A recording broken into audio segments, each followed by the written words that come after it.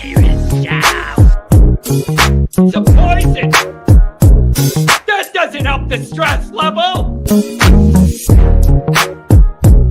No, don't do it. Get a grip. This stupid video I just showed you. I almost stroked out and died over it. You're watching a different show. You donkey. You ain't a captain of nothing but a sinking ship. Don't do this to me, Harry. The Ohio State. It's Ohio State. What do you mean, the? 312-988-15. Hello? You tell Johnny all you've heard and seen. Sometimes it's good to just yell about football. That's right. That's right. Welcome in. Welcome back, folks. The days are checking off the calendar. Notre Dame, Miami, right around the corner. Man, you tell yourself.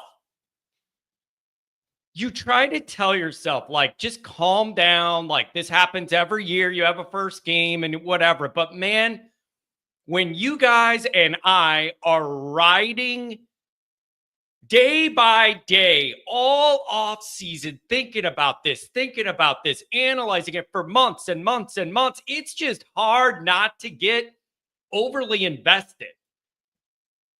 You know, like if we all just checked out after the title game and then go live our lives like normal people and then show back up for the season, like that would be different.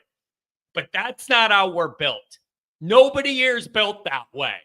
We have been thinking about and analyzing this game forever, really, since the Ohio State, the immediacy of the Ohio State loss wore down. This has been like something we've been getting to.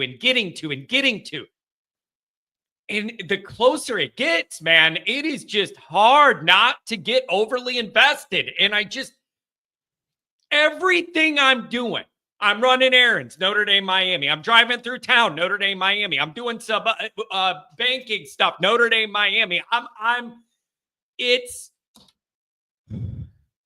It just means that much to this many people. And damn, that's a beautiful, beautiful thing. And it goes from 0 to 100. And you know what's a good feeling to me? We already got a bunch of calls. God bless you guys. I love that moment right before the first kickoff. Because I have this thing of like, finally, we're going to get some answers.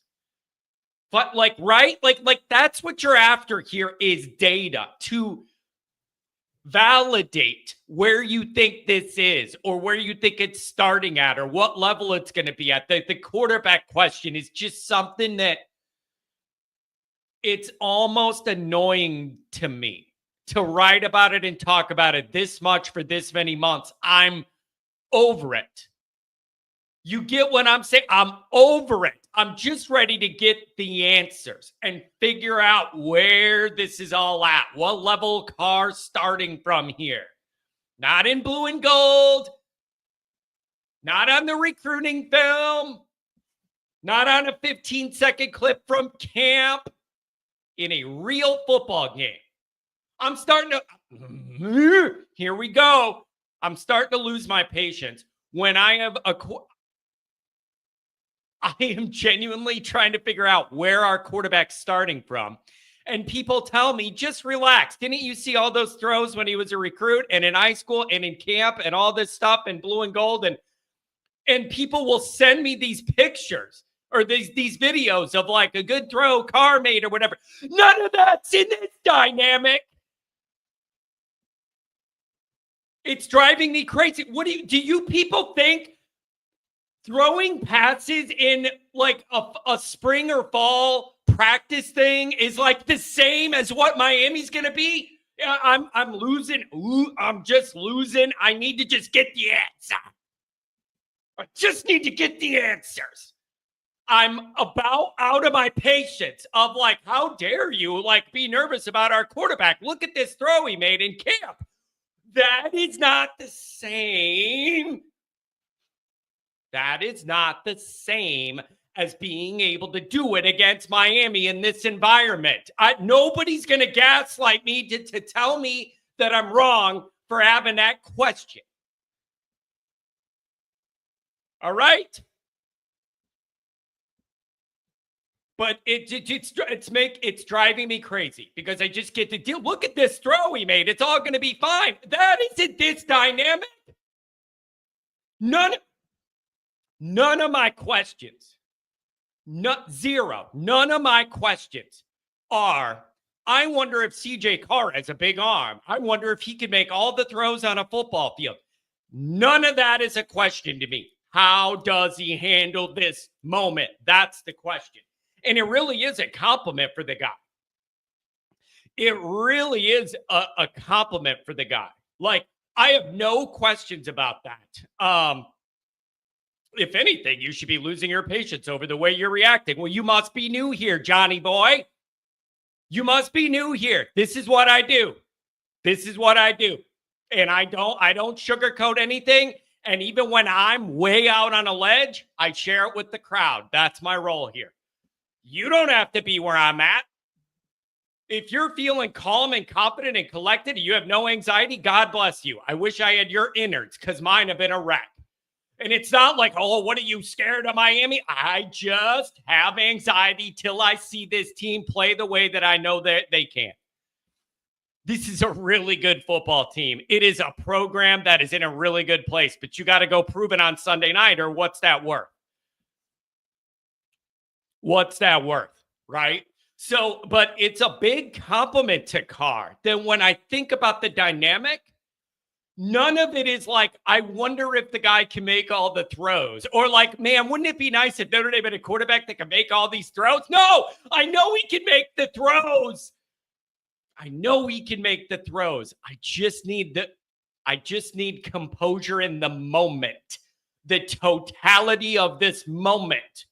That's my question. It really is a compliment to Carr because I know that kid can sling it. It's all the other stuff. It's all the other stuff. Yeah, John.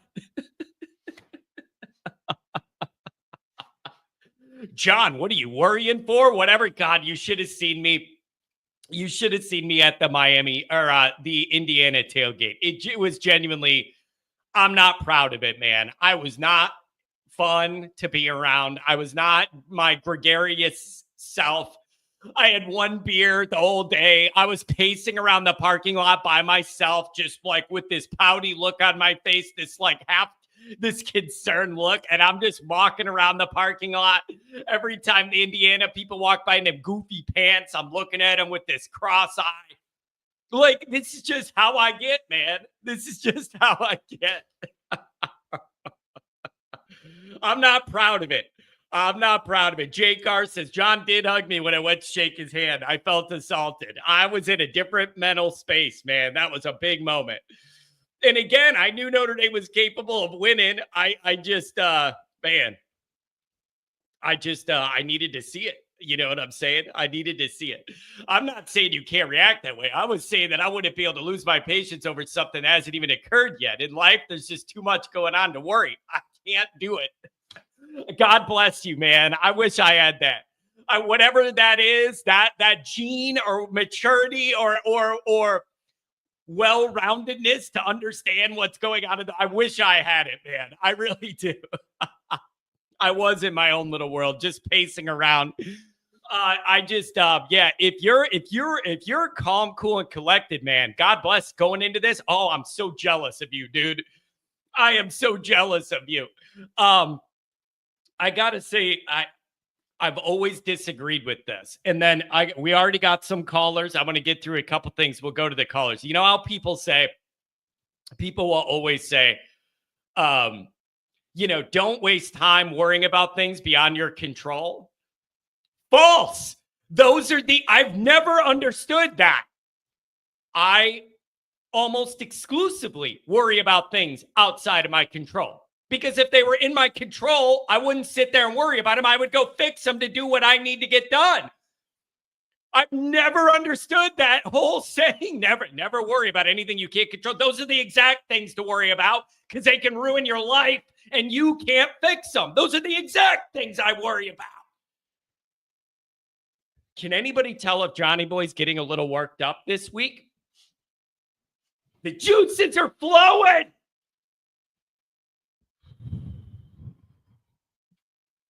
The juices are flowing. Telling you that right now. $5 holler from the main man out there working. It's a new day at the Golden Dome. Candy canes are going to get biatch slapped by the Fighting Irish of Notre Dame. I like that. Little rhyming action. I like that. Anybody want to react? Anybody want to react to Freeman's presser yesterday?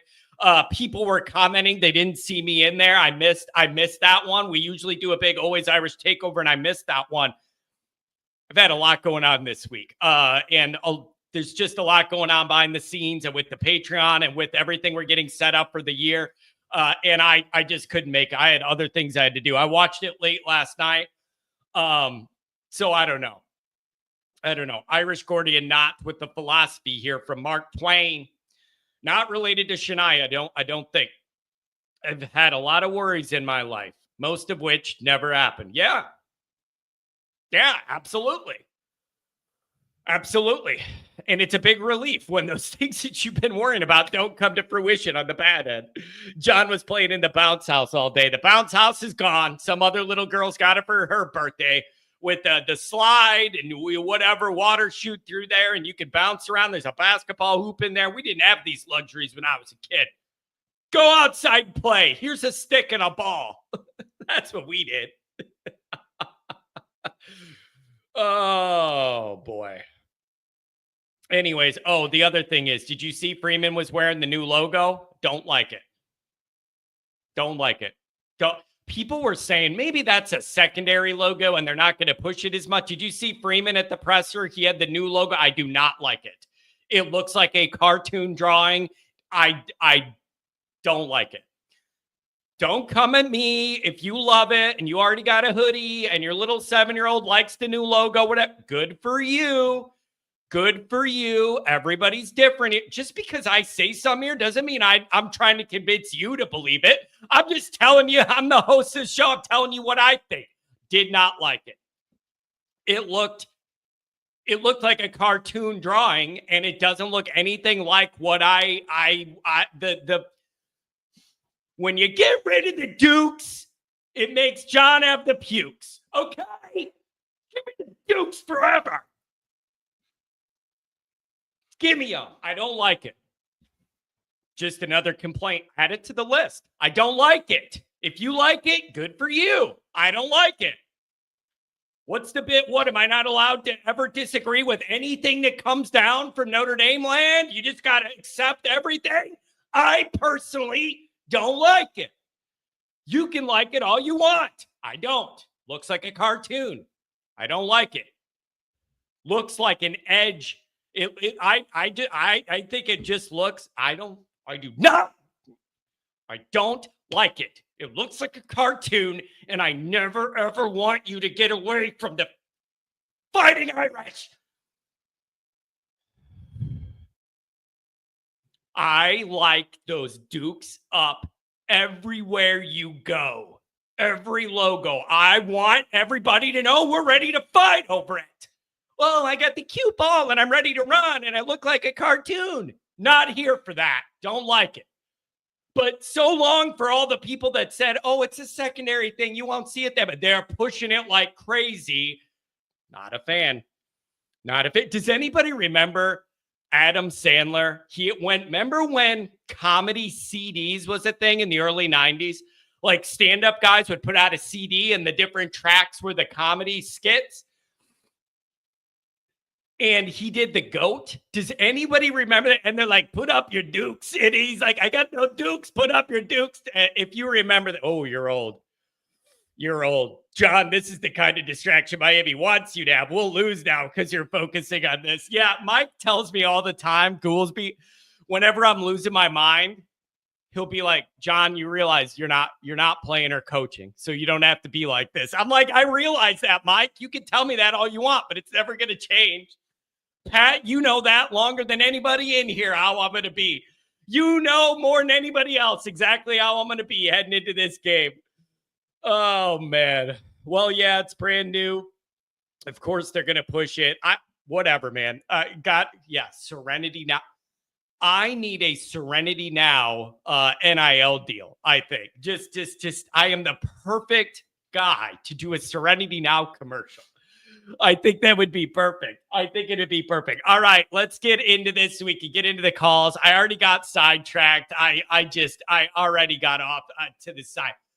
Welcome in to the longest running, the largest, and the weirdest Notre Dame show on the internet. As far as the call-ins, at least. You never know what you're going to get. Yeah. How do you mix your Pepto-Bismol with Miller Lights? What's that going to come out like?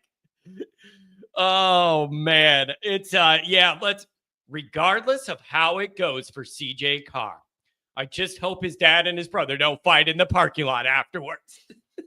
I still find that story hilarious. What a bad look after your first game. Pepto and vodka. Yeah, I need a Pepto deal. As always, you can find the program on YouTube. Do it. Subscribe if you haven't yet. Appreciate it very much. Give the video a thumbs up. Notifications on that way you don't miss nothing. Twitter, search bar, Always Irish. Always Irish Inc. Emails, alwaysirishnd@gmail.com. Call in line 312-900-8815. Dial it up. Tell Uncle Yanni. Oh, you've heard and seen Notre Dame on SI. Read all about it. Got articles for you every single day of your life. I got articles for you. Patreon.com/Always Irish. Promo code ND25. Here's the deal. Thanks to everybody that joined for Monday Night Raw. I really do appreciate that. All those that have jumped on board the Patreon, I really appreciate it. We're thrilled to have Tim I joining us full-time this year. He's going to be a great addition to the team. We all work well together. Everybody has their specialty, their lane, and we're excited. I told Tim he wants to break down a huddle film for 8 hours a night. I said, Tim, here's a login for StreamYard. Knock yourself out, baby. Do whatever you want to do.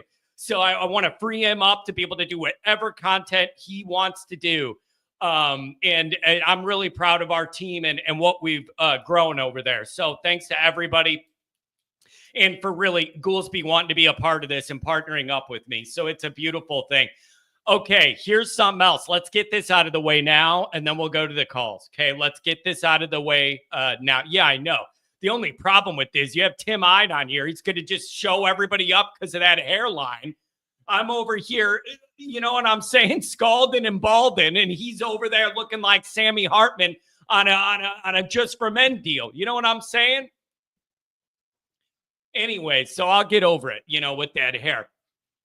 Here's something else I got for you guys. Little change in my posting schedule. This afternoon at 4:00, I am posting an interview I did yesterday with a very popular Miami YouTube personality. And I think you're going to like it. And that it is the only person any of you guys wanted to hear from on the Miami side. You wanted it, you got it. It's posting at 4:00. So I'm excited about it. It was a really, really good interview and good dialogue with the good guy on the Miami side. Stay tuned. 4:00. Will I be live after the game on Sunday? Are you outside your mind? Dial it up. 312-900-8815. Dial it up. Tell Johnny all you've heard and seen, baby. So, yeah, stay tuned. 4:00 p.m. on my YouTube, posting the interview with a very popular Miami streamer. So we had a good time doing it, and it'll be good. So of course we'll be live after the game Sunday. You know that. Does he also freak out over cartoons? I don't know. I didn't ask him. I'm sorry. I had a visceral negative reaction when I saw that logo on Freeman's shirt. I did not like it. It looked cheap. It looked corny. It didn't look like Notre Dame. It looks like a different team. I couldn't even tell what it was. You didn't have the Dukes. To me, I just didn't like it. Cartoonish. Like, it's like that mean edge of the Fighting Irish with the Dukes. No, we got a cute little cartoon running with the ball. It's like it's made for kids. I don't like it. Period. I don't like it. Hide your wives. Tim Hyde out here.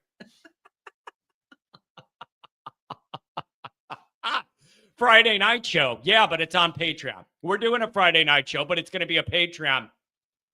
And Jack Sullivan's going to be there and myself. And he's going to do a deep dive, a final deep dive into Notre Dame, Miami. So yes, we are definitely doing a Friday night show, but it is going to be on Patreon. ND25 promo code for the Friday Night Live. Friday Night Live. Okay. Let's John prefers a weapon in the leprechaun hands. Yeah, you know what? Here's the thing. I might be able to sidestep my issue with this if they come out with the fencing one. We won't have the Dukes, but at least our guy's going to have a weapon. He's going to have a sword, right? I like that. Maybe that's my workaround. You don't get the Dukes anymore. You get a cute little cartoon running with the ball. Ooh, how cute for the kids. But at least at least the fencing one, the guy's got a weapon. I like that. Oh, that's good. That's real good. All right, couple chats. Then I got to get to the calls and give you guys your time. There's a good amount of calls. So let me get caught up with the chats. I promise I'll shut up and we'll give it to you guys. Okay. Domer Guy 88. ND hasn't beaten a top 10 team on the road since 2012. We haven't beaten Miami in Miami since 70s. We have a ton to prove. This is interesting to think about because like the history's the history and it could be factual, but you could also say none of that is relevant to this individual game. So it kind of is and it kind of isn't. If you want to talk about the travel or the heat or playing down in Florida, whatever, that part of it, like there's a carryover. But all these teams are different. And the whole 2017 thing, knock out of your head because it's a whole different ball game, a whole different program. It's hard not to go back to the last time you were in that environment against them, not against Penn State in their building, but against them in their building. It's a whole new ball game, man. Don't let 17 get in your head. I just hope nobody throws a bottle at the Greyhound because then we can't play. I can't understand that. But that's what happened. Swan Dong. John was slacking yesterday. Wasn't at the press conference. I have business stuff to do, man. This is a busy week. You got to get everything lined up for what your schedule and everything's going to be when we get into this season. We go from 0 to 100. Say what you will about Mario. The fact is he has progressively been ascending. Technically, this is true. Each year that he's been there, started in the same year as Freeman, they have incrementally increased their wins. And then they had the frustrating meltdown at the end of last year that kind of took steam out of it. But yeah, if you want to look at it that way, that is factual. Each year he's been there, incremental improvement. So then you just got to hope, okay, however much they're improving, Notre Dame should be starting at a higher overall maturity program level based off where they were last year. You got to maintain that difference and be further along than they are. They could get better, but you should too. And you should be the more proven, mature program. Yesterday was the first time I've been putting time out in the Notre Dame chat. I said Freeman needs to keep the blinders on so they don't get distracted by all the BBLs down there. How was that bad? I've been putting time out on that chat a bunch of times. If Keegan Bradley doesn't pick himself, we riot. I got to tell, I've said it before and I'm going to say it again. 2012, one of the best sports weekends I've ever had. My dad and I, always Irish senior, we went to Notre Dame, Michigan at Notre Dame Saturday night, and we won the ball game. Sunday morning, the final round of the Ryder Cup at Medina outside Chicago, and we went to that. And it's the one where Europe made that huge comeback, and I think it was Martin Keimer drained the putt to win it on 18. What a sports weekend. Notre Dame, Michigan, Saturday night, and then the Ryder Cup at Medina. That was a big-time sports weekend. Big-time sports weekend, man. Look at this. Good morning, Johnny and the newly minted Always Irish Dream Team. Along with the best chat in the biz, it's game week. I'm calling 35-10. Notre Dame makes a statement out of the game. Woo! Woo! Baby, talk to me. Talk to me. Sir, my message is simple. Michigan, Ohio State, Southern Cal, Miami, Penn State, and all different kinds of SEC teams stay. and we hate them.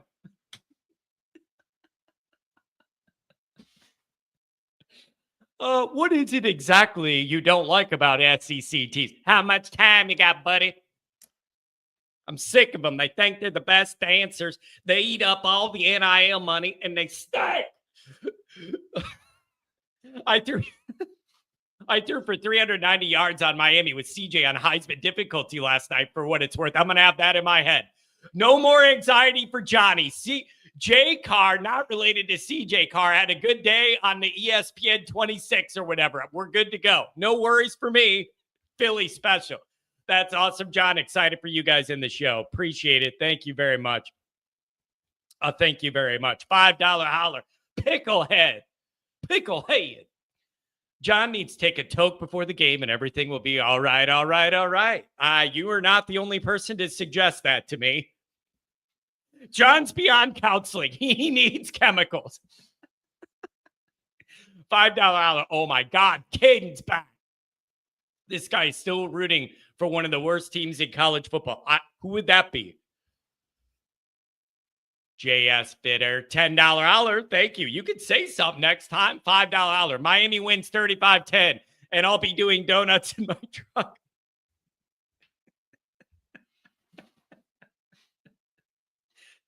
The idea, isn't Caden an Ohio State fan? The idea that you would be an Ohio State fan, and then if Miami beat Notre Dame, you're going to go outside and do donuts in your truck to celebrate it. I'm just trying to figure out how that all works. John, it's like my dog in a thunderstorm. What? Paranoid? Looking at her. Paranoid.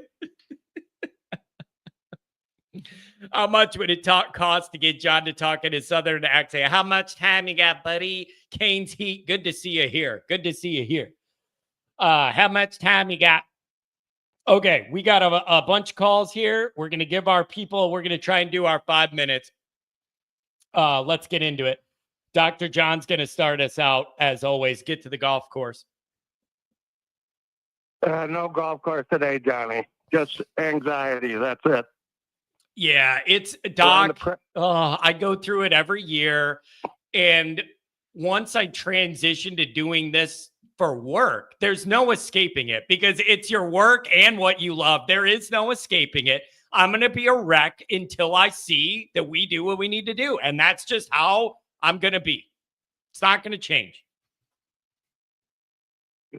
I feel like I'm on the window ledge of a 12-story building.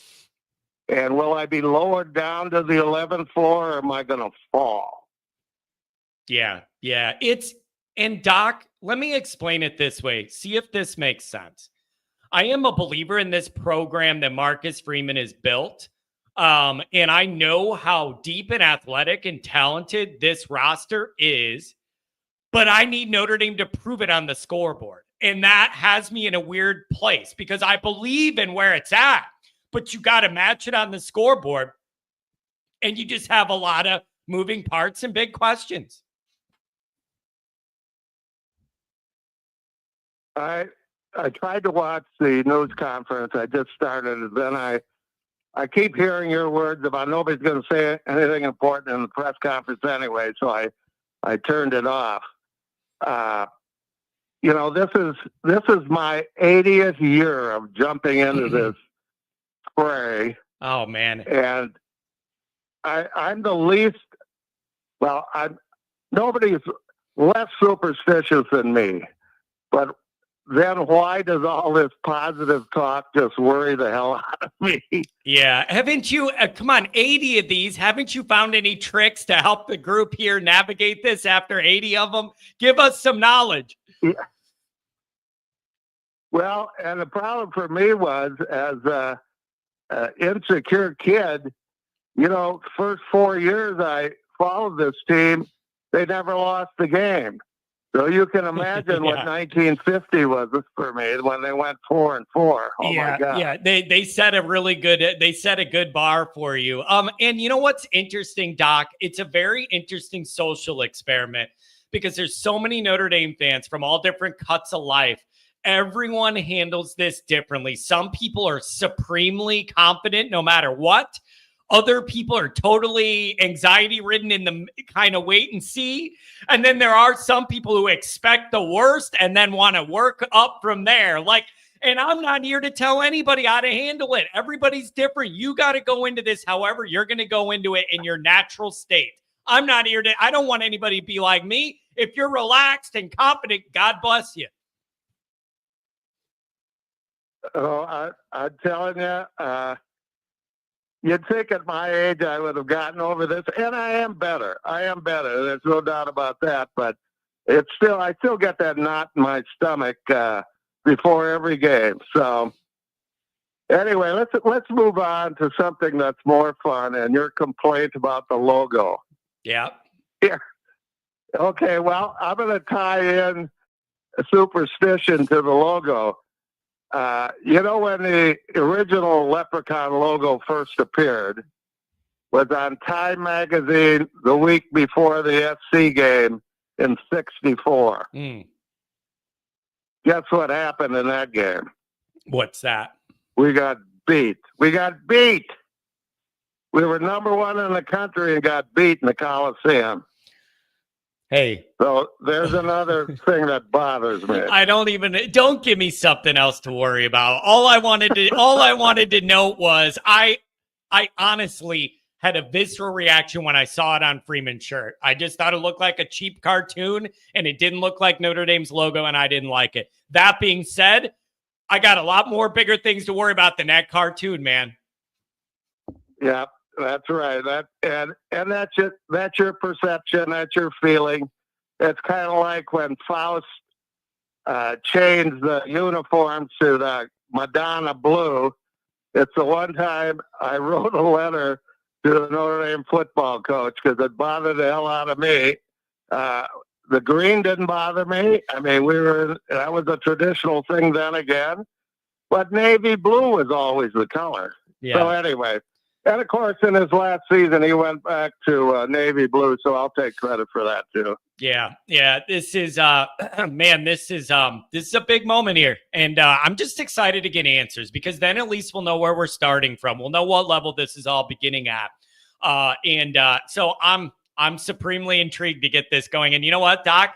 Saturday's going to be a long day watching all these other teams getting there. You're going to watch everybody else getting going and getting the first game anxiety out. And you got to wait that whole other day. That Saturday's going to be kind of fun, but tough in a way. Well, it'll be interesting to see whether or not you have to turn off the LSU Clemson game. We'll see. Yeah, we'll see. And I'm telling you, Texas and Ohio State, what a fantastic first big game to open all this up. That is a dynamite matchup to get this all going. I can't wait, Doc. Well, and there's another one, of course, Texas and Ohio State. We've got a little family involvement there. My son-in-law, the one that's married to my youngest, he's a big Texas fan. So he's going to have that same anxiety that I've got. So, yeah. So anyway, one last thing. The weather bothers me. I don't know if we're going to even get to play on Sunday, depending on what the weather's like. But here's a question for you. Have we ever played on Sunday before? I think we've been in this game before, haven't we? It wasn't one of the Florida State games in this window, or was that the Monday night when we played them on the first weekend? That's a good question. Yeah, it was either Monday or Sunday. Monday, but yeah, could be. Yeah, hey, I don't know if that. If it's I don't know if that's a violation of a commandment or not. That's what I was going to say. It's going to go the other way, where Sunday's the perfect day for Notre Dame and the Catholics to play. It's going to help us. It's going to bless us. Damn it. Well, I'll be chopping at the bit all day Saturday too. So. You have a great rest of your show. It's always great talking to you. And another happy birthday to your daughter. Oh, thank you. Thank you very much. We'll talk to you, Doc. Keep them nerves in check, brother. One of the Miami guys, I don't know whether it was Kane's Heat or not. Somebody said, you guys are really overconfident. There's a lot of generalizations here I'm noticing. Like, you see a few lunatic Twitter people for or against you, and then it's like, that's the representation of how everyone in the opposing media and fan base feels. That's not really like fair. That's not really like fair. You know what I'm saying? It's like you see a few crazy comments on Twitter, like for us or against us, and you're like, everybody's like that over there. I don't think so. Am I being overconfident? I believe in the Notre Dame program overall, but I have anxiety about them delivering it in this moment. Like, I see roadmaps to Notre Dame succeeding magnificently in this game, but I can also very easily see things taking a bad turn if you're not prepared for the moment. Trying to be completely fair and level-headed about all this. My main man, Martinez, let's get him in and out, back to work. Oh. Yo, John, how's it going? What's up? Can you hear me? Yeah, got you. Okay, three things. You know what? You're right about the logo, man. We talked about it the other day. I'm getting it tattooed on me this Saturday on my left bicep. Here come the Irish. I was going to get that football one, because I do kind of like, because I know it's not going to be the permanent. The alumni like Dr. John, Tim, West Palm Pat, they're too powerful to put too much pressure. To be like, hey, what are we doing here? You know what I mean? You're a fighter, man. You're a fighter. I want you having them dukes up on your arm the rest of your life. You a fighter. No. Hey, yeah, that's right, brother. And I'm doing it out of dedication for you guys that are all in chat. Now, keep it old school, man. So I'm with you on 100 with that, man. Thank you guys for changing my mind. I like that. Yeah, keep going. Two. There's some douchebag on your other comment with the new content thing you're throwing shade at blue and gold and this and that, man. And they're like, they're talking down on the Always Irish Nation channel and content. And whoever's on here listening, I'm just going to say to you, shut your damn mouth. Notre Dame's a $14 billion university. And John Kennedy with Always Irish is the one outlet that gives us, the blue-collar Subway alumni, a damn voice. So shut the hell up. Hey, man, the way I look, I appreciate you, the vigorous defense. The way I look at it is, man, if you're making waves, like, that's a good sign, man. Like, you got to break some eggs to make an omelet. Like, it's all healthy, man. It's all healthy. So, it is what it is. And once we get in the season, it'll all level out. People are going to watch what they're going to watch. It'll be fine. I know, Johnny, but I just, like me, I'm a loyal dude. I take that personal, especially with, I consider you a friend, and we'll finally get to meet in person here in a few weeks. Third, get a chance, watch that Pivot podcast. Yeah. That Pivot podcast, man, interview with Marcus Freeman. Man, like, with all due respect to my regulars in here and all that, man, and the guys that I love, and at the end of the day, we're all opinions, man. That dude had an answer for every question, but the right answer, in my opinion. He said, the truth was that he had said, you welcome these days on Sunday nights. I could, and this is the last time I'm going to bring up Swamp Thing, Soul Face. Oh, well, it just happened to fall on that day, and that's with the administration. But no, what did our leader say? He said, we welcome those days. The one day we get to fight, we get to play. That's why you come to Notre Dame. Yeah. You know what I mean, Johnny? I mean, like, I'm excited, Johnny. Like, hey, dude, hey, you candy canes. It's a different day at the Golden Dome, homie. The Fighting Irish are here. You better watch your ass. Johnny, I love you guys. Onward Notre Dame. I got a lot of blue blocks to talk right now, brother. We'll talk to you later. Have a good one. Thanks a lot, buddy. How much time you got, buddy? Not a lot. He's busy. Caden, I'm talking about you crazy SOB. Whatever, man. You can call me a crazy SOB as long as you keep donating. I never get mad at anybody who makes fun of me. Like, my favorite super chats of all time are from people who don't like me. Like, it's hilarious that you would donate money to insult me. It's like, what the ultimate compliment? I'll take it. I will take that. You know what I mean? Oh, boy.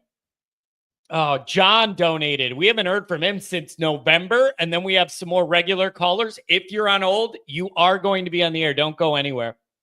918. It's been many, many months. What's going on? Hey, what's up, Danny? How are you doing? I am wound tight. In case you couldn't notice, I am a little bit on edge, and this is just how I get before every season starts.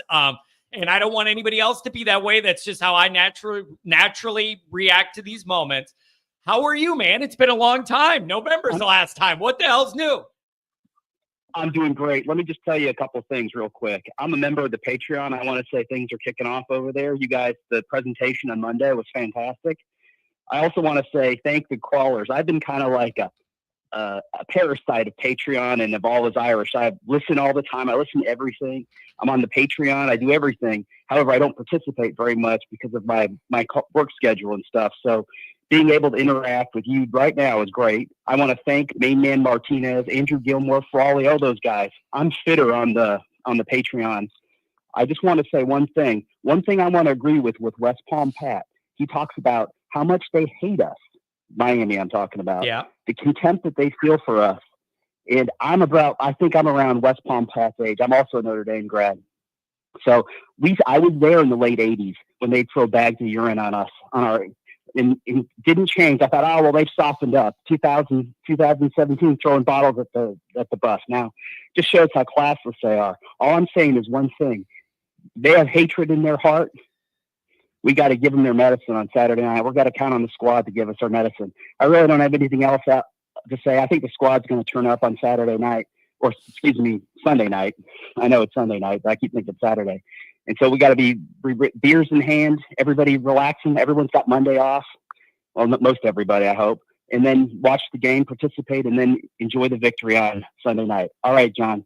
Take it easy. Thanks so much for what you and everybody on All Is Irish does. Thank you so much. Hey, thanks a lot for jumping back in and for the kind words, man. That's a man who gets straight to the point. Straight to the point. $5 hour. Love the Monday night show. Super excited to see Johnny captain that pirate ship and what the crew has assembled. And the other thing is, man, like I mean this. I respect all these different outlets, all these different content creators. Everybody works their ass off. Everybody's trying to like navigate their group and provide everybody what they need and what they want to do and all that. And I just want to put that out there, like total like respect to everybody who's doing this. It's not the easiest thing to do, and a lot of the work's behind the scenes, and it's no hard feelings. I respect everybody doing this, all these outlets. Everybody's trying hard. The other thing is, one of the Miami fans just jumped in here and it said FUKND. Like, I've said it a million times. I'm going to say it again. I love trolls. But you be creative. Like, I will always put a troll comment. It can't be the F word, but I will always put a troll comment up. But the more creative it is, the better. When you just come in here on the other side and go, F Notre Dame, like, you got to, come on. There's no creativity there. You got to give me something and I'll put it up on the screen. I like turtles. I want you to like, give me, if you're going to troll, do better than just coming in here and going, F Notre Dame. Wow. Let me guess what the next one you're going to do is. Send me a picture of touchdown Jesus with a U around it. Whoa! Oh my God, you burned Notre Dame. You burned Johnny. I'm getting sick of people thinking they created the idea that if you're the opposition, you decorate touchdown Jesus in your logo. You didn't create that. People have been doing it forever. You ain't that creative? Come on.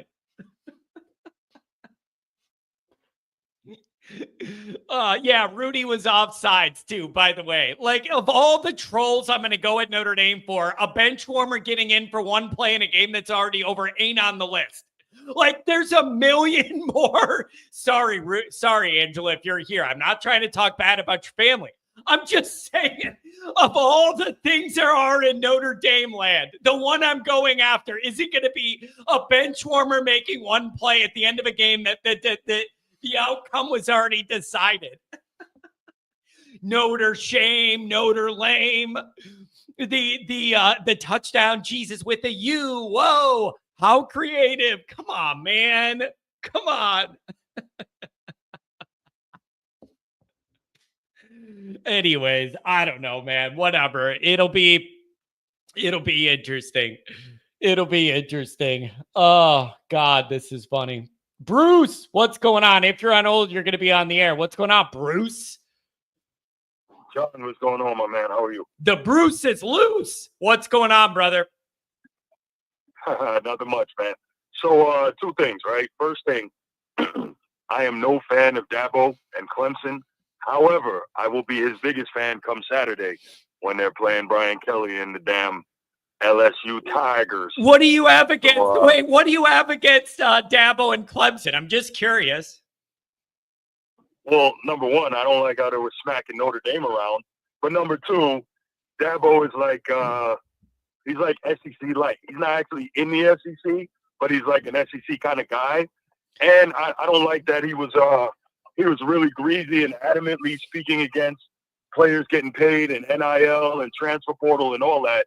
And then all of a sudden, when he couldn't keep up, now he's in the transfer portal. So I don't like the fact that he's disingenuous. I don't like the guy. I don't. But you do compared to Brian Kelly. Oh, yeah, absolutely. Yeah. And, of course, LSU is in the SEC, you know. Yeah. So, you know how that goes with me. Yeah, I do. You know what? I respect how much you dislike the SEC. Being a Notre Dame fan in Florida, I have a lot of respect for the way you look at it, man. I do. You have no idea. You really have no idea. But that said, my second point was, when it comes to this game, this is more a question for you. When it comes to this game, if you're the coaching staff, how do you balance it all? I'm not worried about the defense at all. How do you balance it all offensively in terms of you want C.J. Carr to manage the game, but you also don't want to take away what makes him special, and that's his ability to be aggressive downfield with his arm talent.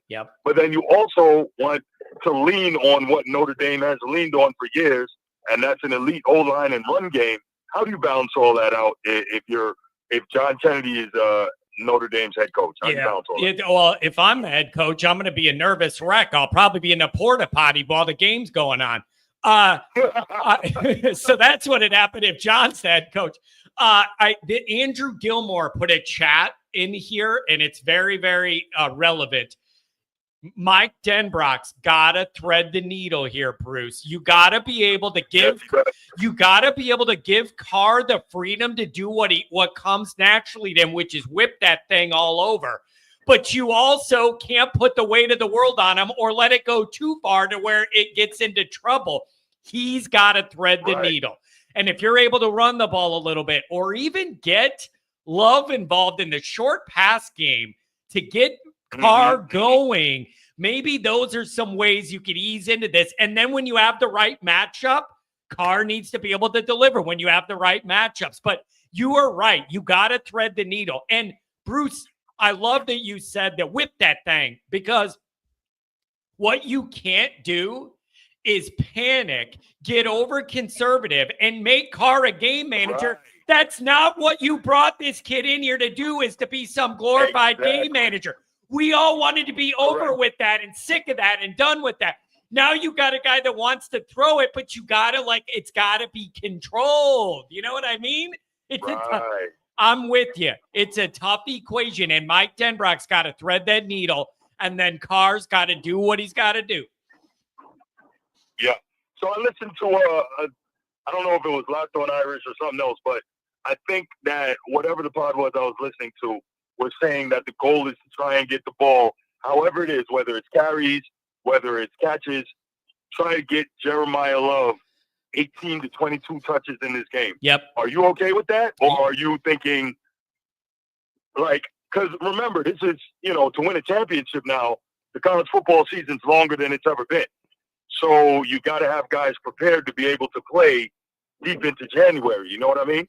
Yeah, I want that amount of touches. Doesn't have to all be carries. I want to get him involved in the passing game a little bit, but and the other thing is the O-line has so much to do with the discussion we're having right now. That is such a big thing that has to go well for Carr to have any success. You got to be able to move the pile in the run game a little bit, and you got to be able to give Carr some time to make progressions and reads for any of this that we're talking about to work.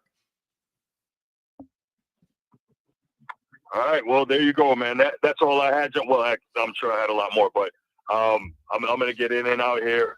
But just wanted to call in, share my thoughts. Obviously, you'll be hearing from me more now that, we're fully back in gear, man. Yeah, Bruce, it's good to hear from you, man. And hope the wife and kids, everybody's doing good, brother. Yeah, thanks, John. Appreciate it. Yep. Same to you. Tell them all. Tell them all. Hey, tell them all I said hi, especially your son. I like him. Definitely.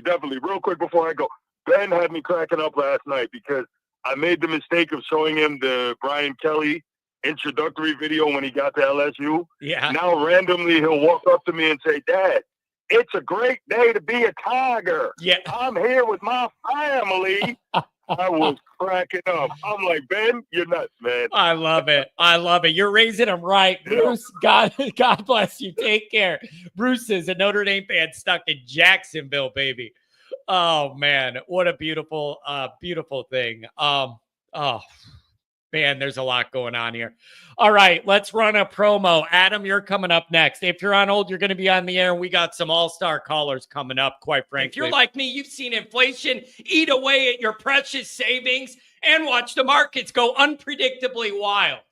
This made me look into other ways to gain stable wealth over time. With that in mind, through the Always Irish community, I've been introduced to 7K Metals.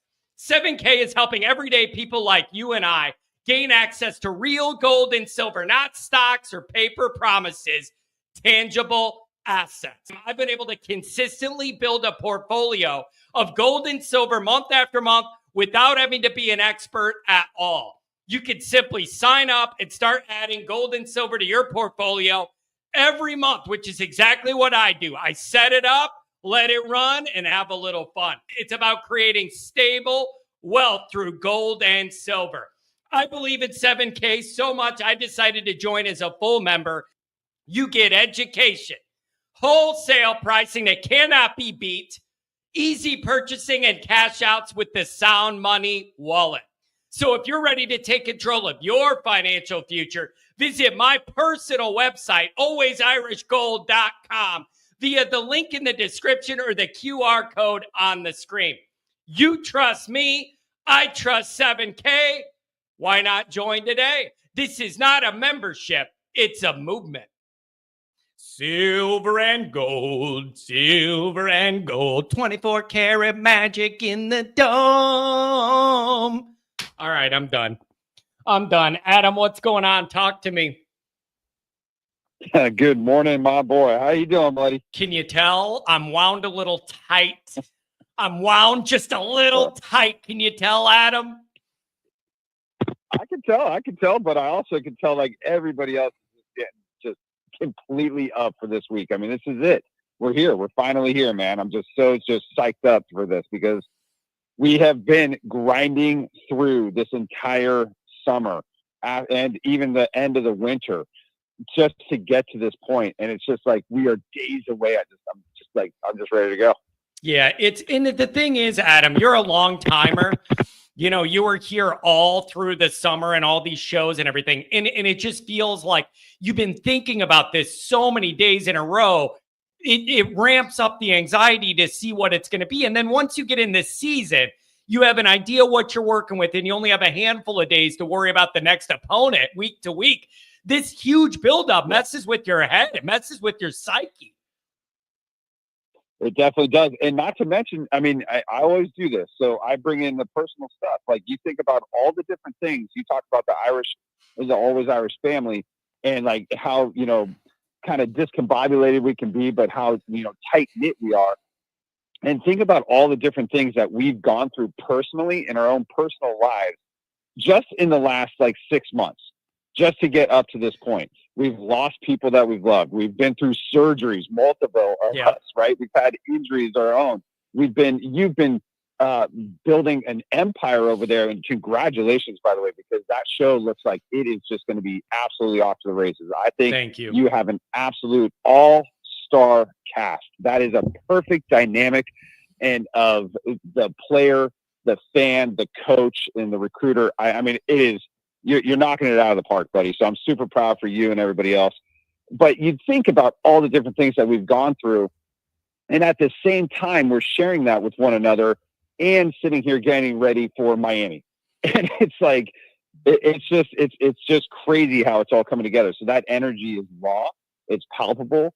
We're all ready for it. I know there's going to be some of us that are going to actually be at the game in Miami. Good luck, because you know how, to me, there's certain fans that you can sit there and be like, okay, we can go toe to toe on the cerebral end if you want to. Like, let's talk about it like the X's and O's and let's do it. But a lot of times there's non-fans that show up that just want to start a bunch of stuff just because. And it gives them an excuse to do it. Yeah. And you're just like, well, you're defeating the purpose of the whole thing. So I don't know, man. I'm definitely fired up for it. I'm definitely ready to rock and roll. I think that one of the biggest things that we have going for us that Miami does not is culture. I think that's going to be the X factor in this entire game. Yeah. And what I mean by that is, when it comes down to it, we are going to see a game that's going to come down to maybe one or two plays in the beginning that's going to define the rest of the game. And you will either see Miami rally up and try to get behind one another if they could, but you will most certainly see us do that, even if we're down by 17, which I don't think is going to happen one iota. Yeah. But if that were to happen, we have a chance to come back. We go up by 10 or 17 or something like that on them, they're going to fold. They just don't have the backbone and the culture that we have, that I think that we can rely on. Adam, let me ask you in this. those times. Let me ask you this. I wrote about this morning before the show about Notre Dame's program maturity. How much do you value the playoff run last year, winning 13 games in a row or whatever, and the playoff run? Like it's a different team, different leadership, a different quarterback. Like, it isn't an exact carryover, but isn't there some value that Notre Dame has some proof of concept here in the playoff as a program? Like, there's got to be some value in that heading into this moment, but I'm having trouble putting it into words or measuring it appropriately. But I see some value in that proof of concept from last year. Because, John, you can recognize that because of the fact that you and I have been watching this for 3 or 4 decades now. And we have not had that since like 88. We just haven't had it since back in the day. And when you look at the Brian Kelly-led teams, they did not have the culture it wasn't built on a foundation that was strong enough to withstand those kind of times. It was good enough to take care of the games that you were supposed to take care of. But it most certainly, once you got into those just big time games, we faltered. I mean, we completely just melted over. I mean, think about Bama, think about Clemson, think about Georgia, think about Ohio State. It's just always happened. So I think that the carryover from last year is absolutely a huge factor. I think it is most certainly because of the fact that it's showing that we built this foundation. We're now growing. We've added pieces to it. We're looking at our weaknesses. We're identifying them and saying, we need to get better here. We're throwing things at it. And then not to mention, the proof is in the pudding, man. Look at how many injuries we had. We've talked about this all summer. Look how many injuries we've had last year. And it was next man up mentality. I don't care if you've never started before at all. What was it? 4 starts on the offensive line going into week 1 against Texas A&M. How'd that game turn out? Pretty darn good. So I just look at it like they have been from the start, right when Marcus Freeman got the nod and said, you're the guy. That was the absolute inception of the beginning of this new era of Notre Dame football. And I could not agree more with what Goolsby said on Monday night, which was, he said in the next 2 to 3 years, he believes in his heart that we're winning a championship. And I completely am on board with that. And he said the reason why is all the pieces are coming together. And it's really about the quarterback now. And as far as making that happen. And that's why they're investing the time and energy into a CJ Carr or Kenny Minchie if it were to become him at some point, due to the fact, or rather than that, of going into the portal and getting a one-time guy again. Because we know that if we build him up, and we give him the foundation and we give him the tools and the pieces, that's going to take us to that championship level. Yeah, it's man, this is There just couldn't be a bigger moment to get it all started. Like the intrigue level, it literally could not be higher with all the interwoven dynamics here on both sides and what both teams have going on, the history and Carr and everything, man. This is going to be awesome. So, Adam, I hope you're able to relax the next few days, be with the kids, be normal till this all starts, and then we'll all see how it goes. Anything else on the way out? Thanks, buddy.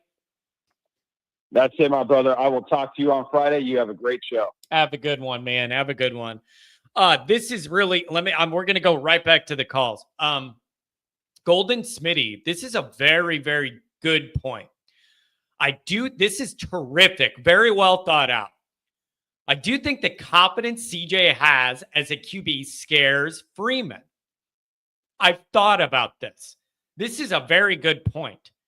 You need and want your quarterback to be confident. It's a prerequisite to play good at the most important individual position in sports. You got to have confidence in yourself and your abilities. But when you have a guy making their first start, how do you want him to have confidence, but not too much to where it gets reckless, but he doesn't have the experience yet to know himself where that line is? The difference between, I think I could thread it right in there, versus I need to burn this one or go to my second or third option that's more open, but not as big of a gain. Like, I've thought about this. How do you gauge that? He's got to have confidence, play good, but overconfidence could lead to reckless decisions before you know where the lines are. That's a terrific point and something that I've been thinking about. Terrific point. Really good.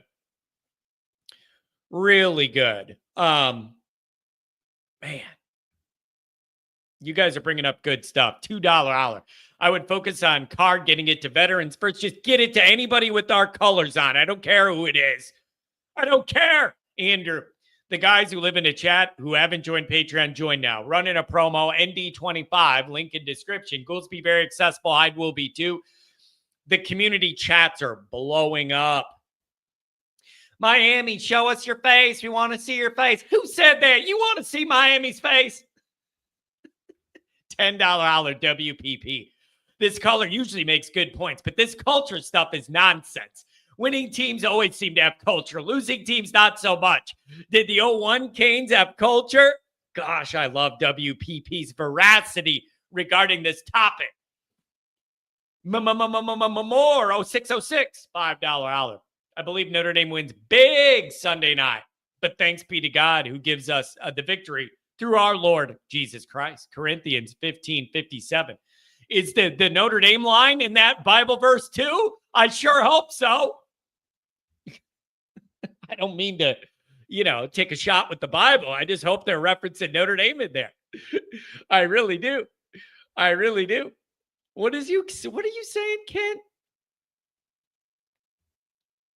Gold Smitty did not make that up. I did. John just didn't acknowledge it. I'm sorry. I can't see 80 things at once, Kent.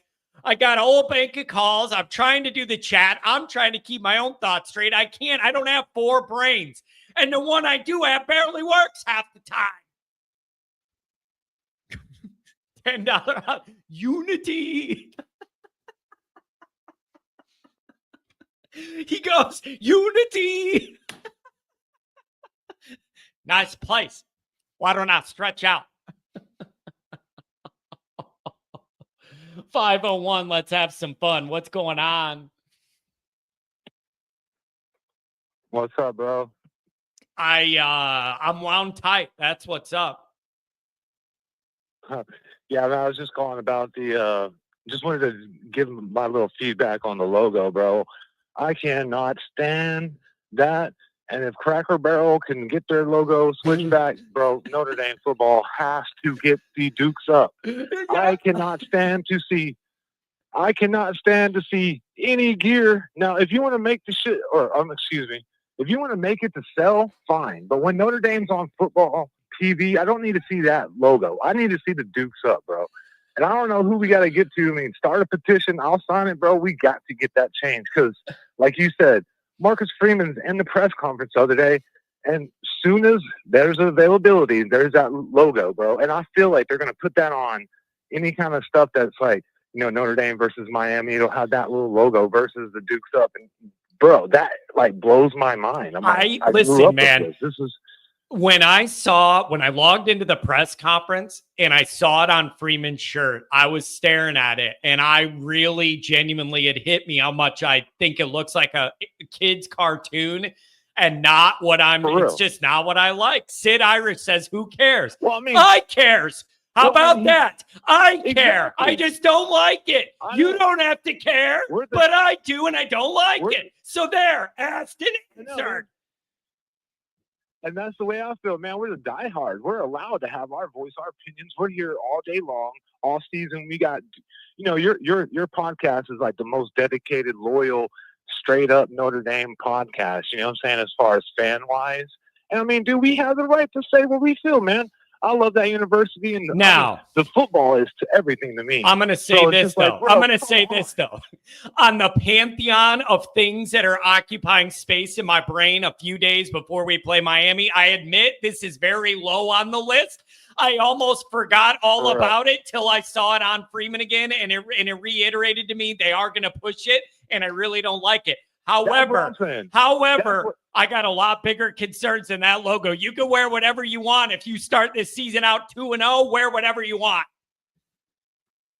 I mean, I kind of feel the same way, man, but at the same time, I couldn't agree with that, man. I mean, if we win 12, we win a national championship, and then they had this little running leprechaun, and that's the thing, bro. I mean, what is up with that, man? I mean, come on. You can't change tradition. Notre Dame is tradition.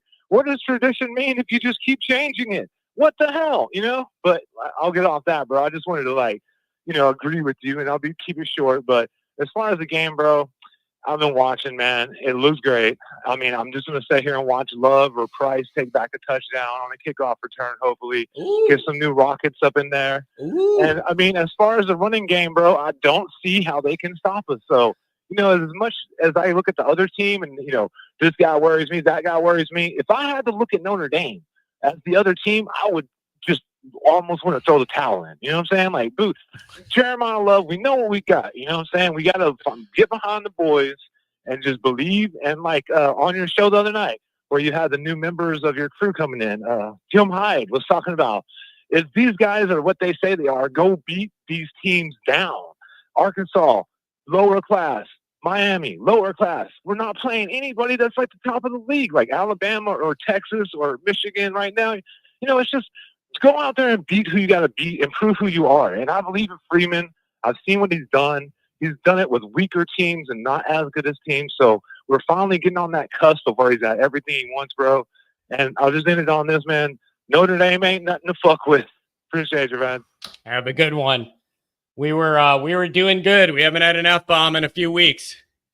Everything ages out at some point. And D-Man, you as cold as ice. It's an underrated. If the more you watch the skit, the more things you find that are funny. That is an underrated. It is an underrated thing. You as cold as ice. He's laying on the couch. You as cold as ice. Oh my gosh. That is good. We aren't the only ones who have sports-specific logos. Louisville already does it. What's that supposed to change? It has nothing to do with me. I don't care. And I would contend the Louisville logo does not mean and represent what the Notre Dame logo means. It's just not the same thing. It's not the same thing, but it doesn't make me, what do I care what Louisville does? I don't like it. And I don't care what Louisville does or what anybody else does. I care what Notre Dame does. Anything inching away from the fighting, I don't like it. Period. Anything that gets us anywhere away from the fighting, I don't like it. And I think that's completely fair. Completely. Chicago's very own Tom Frolley. Well, good morning, sir. Are you still wound tight? Tom, you know how I operate. You know, you and I spoke on the phone before every one of those playoff games. Last year, you know how I get. You know. Hey, that last call, the caller's been great so far. I mean, but the last caller, 100% right. Go down there, take care of business. But they are not an elite team. I know they got a good squad and they get Carson Beck and all that. Whatever. This isn't the Miami team of 1988 that they're facing. I mean, there's at least 10 football teams that I wouldn't want to play Saturday as the first game, especially with I think we exploit their weaknesses and just it'll bear itself out. But so I was talking to Domer Wap the other day, and I told him an anecdotal story about 88. And he said, would you please regale the rest of the Always Irish with it? So here it is. So if you remember, 15 October 1988 was the date of the game. And the first game of the year that year was the night game at home against Michigan. So I was down with my longest time Notre Dame fan, Scoop Cahill. And Scoop is a neighborhood character of humongous proportions. He is just a piece of work. And we would always go to Notre Dame games with very few tickets. We wouldn't have tickets in our hands going down. So we would always have to scout tickets down there. We're out 4 hours before the kickoff of the night game at the Michigan game. And we run into a guy, and he says, I got 4 tickets for sale. I said, well, we only need 2. He says, well, I've got the 2 Michigan tickets, but I also have tickets for the Miami game. Would you like them? Oh, sure. So we bought them at face value. This guy was a prince, right? So nobody really knew in September what was going to happen a month later. And the buildup to that game in 88 was unbelievable, right? Especially as both teams were undefeated going into the game. I mean, the Florida State 93 buildup was really big, but that buildup, I mean, every national media outlet was on campus at Notre Dame that Monday, and it was, I've never seen anything like it, right? So the ticket prices were, face value on the tickets were $21 a piece. What a deal. And they were going, they were going for upwards of $750 a piece, which was a lot of money back then, right? So here we are. We've got the 2 tickets, and what happens is one of our good buddies was getting married that day. And of course, we had to go, and he's marrying the girl I took to senior prom. So I'm doubly hooked up to this wedding. And we say, we can't miss the Notre Dame game. So we make the compromise. Let's do this right. So we'll go to the game, and we'll drive back to Chicago in record time to make the reception. Well, that's exactly what happened. We watched the game, and here we are. We've got our change of clothes, or a sport coat and tie, everything. Got the slacks, everything. We've got the electric razor in the Aqua Velva. We stop in the in the toll road to take a horse bath and get ourselves ready for the wedding. We got back in time just as they were serving the salads at the wedding. And as soon as we walked into the banquet hall, the DJ played the Notre Dame Victory March, and the entire place went up for grabs. Tom, you hit the jackpot. You got to see Notre Dame beat Miami and then miss the boring part of a wedding and show up for the fun part. Good job. Yes. Yeah. And unbeknownst to me, they got married. I think it was like a 3:00 wedding at the church. And so it's right in the middle of the game. And the priest was Father Houlihan, God rest his soul. He had the altar boys running in and out of the sacristy because he had the game on the radio, and he was giving updates throughout the wedding mass for the score. Tom, that is a beautiful, beautiful story. And a special day in Notre Dame history. Can I ask you, just so we could get ahead of this, what do you have planned Friday? I want to make sure you're planning a good little breakdown for Friday's call. Let the people know what's on deck. So we'll have Frolley's Tavern. I'll have a little Frolley's Tavern. I'm going to handicap 3 games. I'm going to do the Notre Dame game, I'll do the Ohio State Texas game and the Clemson game. Nice. So I think I've got all my notes. I pretty much know what I'm going to do now.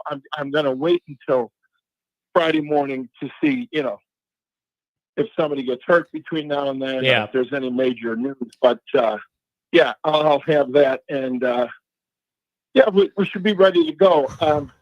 People are freaking out about the weather down in Miami. I'm watching it closely. Yeah, it's going to be like 84 degrees at kickoff time, and it's going to be humid. It'll probably really humid. So, obviously, it's going to play a part as long as we don't get a torrential downpour, right? So I still think we're going to be able to run the football on these guys. Let's do it. If they decide to load the box, then, and which they probably will. If you remember in 2017, that's what they did. They were putting 8-9 guys in the box, and they were just blitzing on every play. Kelly didn't have his boys ready to play. This is a different animal. I saw a reassuring clip.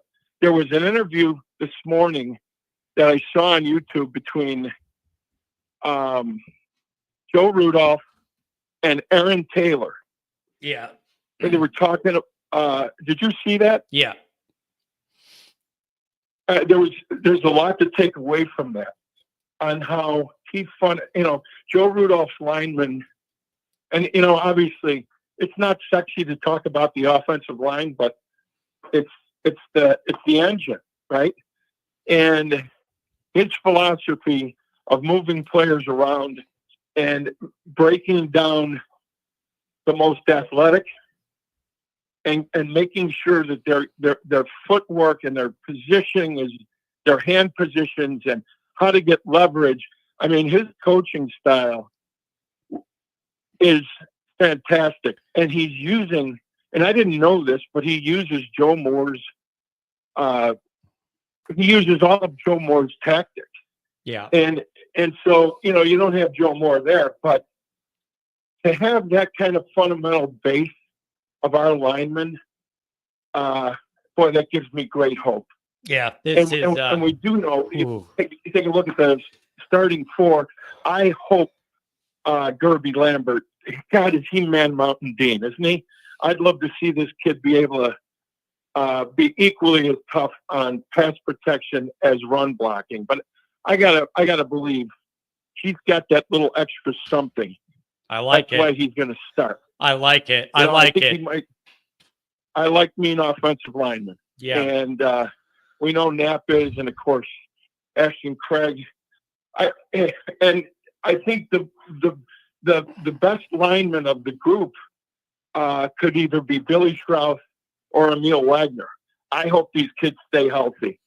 Miami will throw the kitchen sink at us, but once they settle down and they figure out, okay, I mean, you got Mr. Inside, Mr. Outside. We don't have to throw the football that often. But when he does throw the football, it doesn't have to always be the intermediate routes either, or just the little dink and dunk. Yeah. I think he's going to surprise people and drop a couple of bombs on them. So I'm very excited. Tom, I've never been this excited about an opening game in my life. Breakdown, get your notes ready. Call us in on Friday, our last build up here, and drop the knowledge on us, would you? Yeah, absolutely. Love it. Can't wait. Guys, Can't wait. bless. I'll talk to you offline. Have a good one. Oh, man, I love that guy. Oh, I love that guy. Oh, boy. Speaking of that, let's run the City Cheers information. We'll go back. Pistol Pete, you're coming up. Hang with me. Every dollar matters when you run a club, bar, restaurant, or country club. Lost tabs, slow payments, and walkouts cut into your profits fast. That's why venues trust the City Cheers app. With City Cheers, guests can receive promo details for your upcoming events and open and close their tabs right from their phones. Payments are instant, your walkouts will drop, and your team saves time with fewer card runs and less hassle for everybody involved. Managers get real-time reporting and transaction tracking so you know exactly what's happening on the floor from sales to staff performance. Servers can handle more tables with less effort, boosting check averages and increasing their tips. And when your staff works smarter, not harder, morale goes up, service speeds up, and turnover goes down, creating a smoother, more profitable operation every single night. Protect your profits, empower your team, and simplify your business with City Cheers. This app is built for venues that want to win. So if you're ready to take your business to the next level, call friend of the show and loyal Notre Dame son, Tom Frolley, at 773-332-7742 today. Be sure to tell him Always Irish sent you. Oh, Chicago's very own. You know what, Notre Dame fans, there's a lot of back and forth. A lot of different viewpoints, differing viewpoints. People are, on one side or the other with Carr, Minchie. However, we think this is going to respect Miami. We're going to kill Miami, whatever you fall. You know what we all need to succeed? Unity. I just pictured in my mind when he does the little thing with his hand with the ring. Unity. Oh, my God, we have fun over here. Hold on. Where was that? $5 holler from Omer TD. Tony, it's good to see you. You know how I'm doing, buddy. I'm worked up. Pistol Pete, what's going on, bro? Yeah, right. Whoa. Pete, when do you leave for Florida? I know you're going. You're going to meet up with my brother down there. When do you take off to head to Miami? Saturday morning, 6:45 a.m. out of Midway. Baby. Always a good move with an early flight. Always try and take an early flight because when everything gets delayed, at least you'll be on the front end of that and not stuck there overnight. That's one thing I've learned. Always take a morning flight. Pete, I want to know where your mind is at with this. When you're flying from Midway down to Miami, what is in your mind when you think about this game and what it might go like and look like?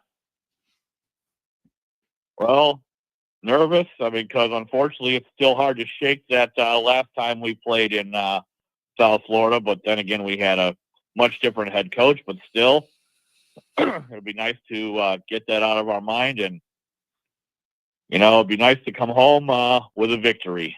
Yeah, it's so what do you think are a couple of the keys, man? Are you worried about Carr, or do you think that when the bright lights are on, he's going to shine and it'll go okay? Are you looking for the defense to help him out in the run game? Where's your mind at? Kind of all of the above. I think, Carr could do well with the bright lights, but early in the game is what I'm concerned about. It's still totally new to him. And in a game like this, one mistake could really cost you. So, just a ball that sails on him or a ball that's tipped or pressure he doesn't see coming. But I think our defense is pretty good as long as we don't put them in positions where we're in our own territory.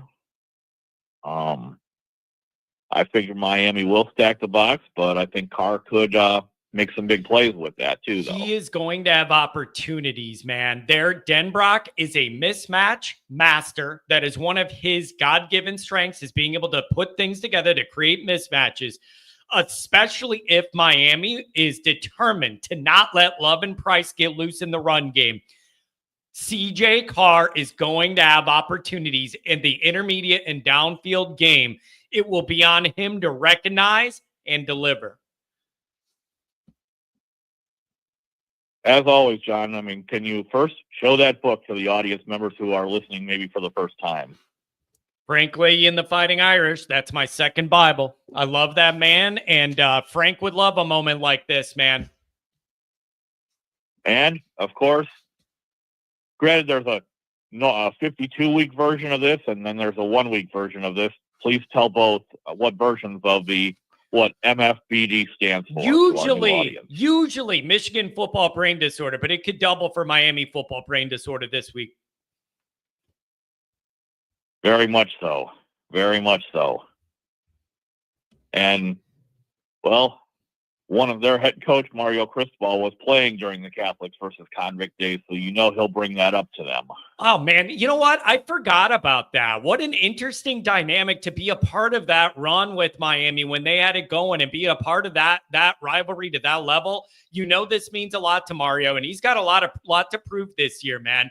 It's a big deal for Notre Dame, but Mario's got to get it going in year 4. 500 in the mediocre ACC isn't cutting it. No conference championship appearances, wins, whatever, no playoff. The pressure's on Mario to get this win. Pete, if you're on the Miami side, you got to be excited. You're thinking, what a good time to get Notre Dame. They're at our place, and they're breaking in a new quarterback. If you're on the Miami side, you love that dynamic. Notre Dame needs to go win anyways. I can understand very much where you're coming from on that. Because, especially if you're a young pass rusher, you'd love to face a new starting quarterback. Yep, and so it'll be on Carr to be able to make proper reads, proper decisions, and I need the offensive line to create some push in the run game, to loosen Miami up a little bit, and they got to protect Carr to let him comfortably get through his reads and progressions for any of this to have a chance. Well, thinking on this, we got to win because, if we don't, that's going to be a miserable 2 weeks of no sleep for you probably. Oh, my life's going to go down the crapper real quick. It's going to be a bad 2 weeks over here. But you know what, Pete? One thing I pride myself on is we are always here. You know what I mean? And when it's good, we celebrate together, and it's the most fun we could ever have. And when it's bad, I also have an obligation to be here and deal with that. And like we are here, whether it goes good or bad, we're going to be here, and we ride the emotional wave together. Absolutely. Yeah, and hopefully this is the start of a national championship season where you don't have to say, Dad, you're going to have to live forever. I sure hope so. I just want one while we're all alive, so hopefully he doesn't have to live to be 178. So I don't know, man. Hey, Pete, safe travels down there. And I hope you guys have a good time, and I hope you fly back with the big smile on your face. But first things first, get there in one piece and safe. Anything else? Yeah, we win. Hopefully you can get a double conference call from me and Andrew after the game. I'd like that. Yeah, give me a call. You'll be happy to take our call. Give me a call. And if we lose, I never want to hear from either of you guys again. No, I'm just kidding. Of course. Pete, take care, man. Get on that flight, wear your Notre Dame stuff, and be proud, baby. Yeah, that's right. That is correct. Pistol Pete. Where is he from? St. John, Indiana's own, I believe. Let's keep it rolling. Tim, what's going on, buddy? Hey, John, how you doing? First of all, congratulations. I'm really happy for you. Hope the business. I think your business thing will take off greatly. Thank you, man. I appreciate it. It's been a wild journey, and I'm blessed to have a lot of the Notre Dame fans want to be a part of it, and I'm also blessed to have a lot of people that have credibility in this industry that want to join and believe in what we're doing. So I'm very, very lucky to be in that position.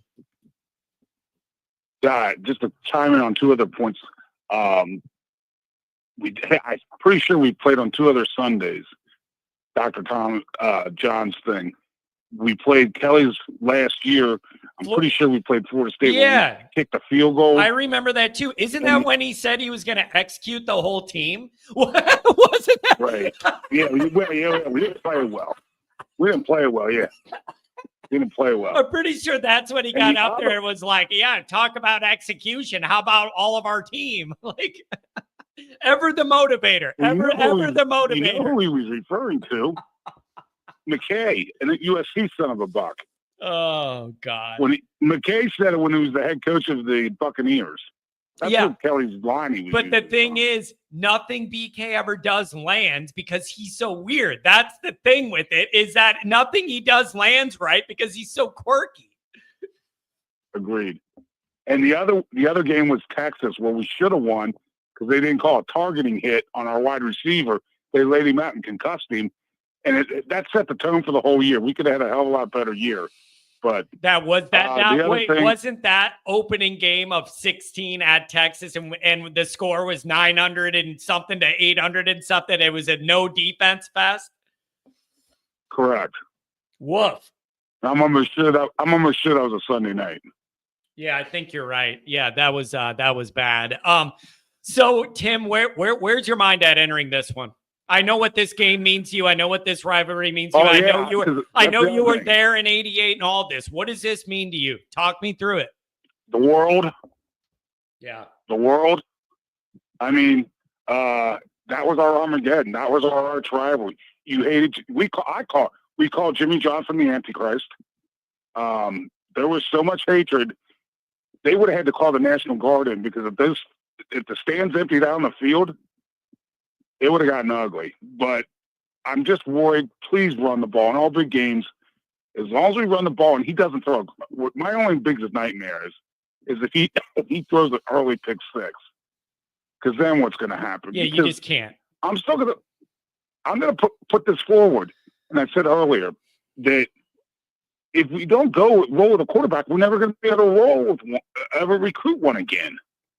See, I hope we don't take our lumps this year, but I think you've made an excellent point many times. We could be a great team, but have 2 losses, or hopefully not 3, and be a great team by November. Hell, I'll give you a team that was the same way was 1990, when we had a stupid tie against Michigan and lost to Stanford when our tight end dropped the ball in the end zone. But, a great team if we had made the playoffs, but we didn't. So I'm just praying we can survive the first 2 weeks. And there's a couple other tough games in there. Don't get me wrong, there are. But stay injury-free, first getting safe passes. Let him throw 18, 19 times. The other key thing, rely on your defense and keep it a low-scoring game. We have to get into a shootout, we're screwed.